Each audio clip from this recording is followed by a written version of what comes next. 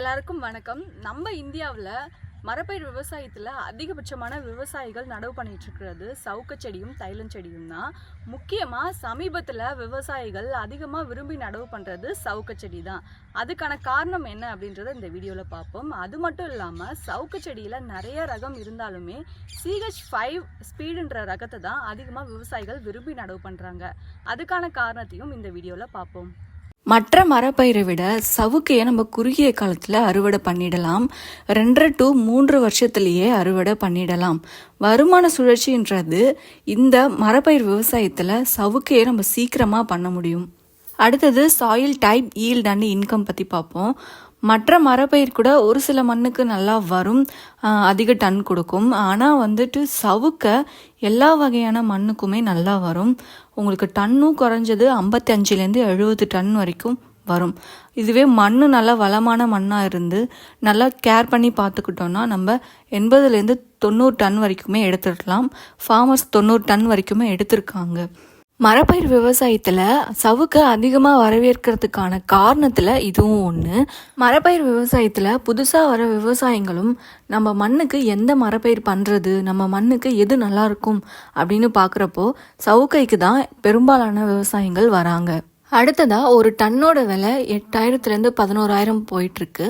இப்போது இந்த மந்தோட ரேட் கேட்டிங்கன்னா 13000 போயிட்டுருக்கு ஒரு டன்னோட விலை.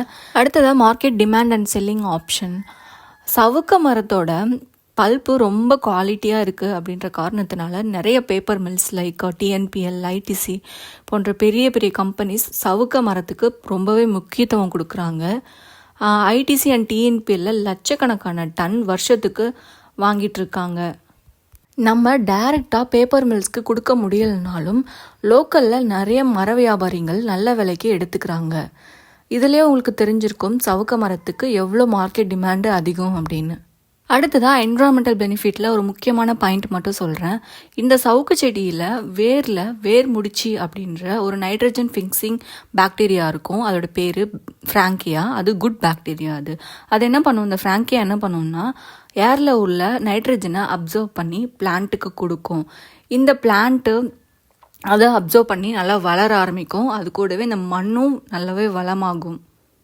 அடுத்ததாக சவுக்கையில் 30 ரகம் இருக்குது. அதில் IFGTB பரிந்துரை பண்ணுறது CJ9, CH1, CH2 and CH5 variety.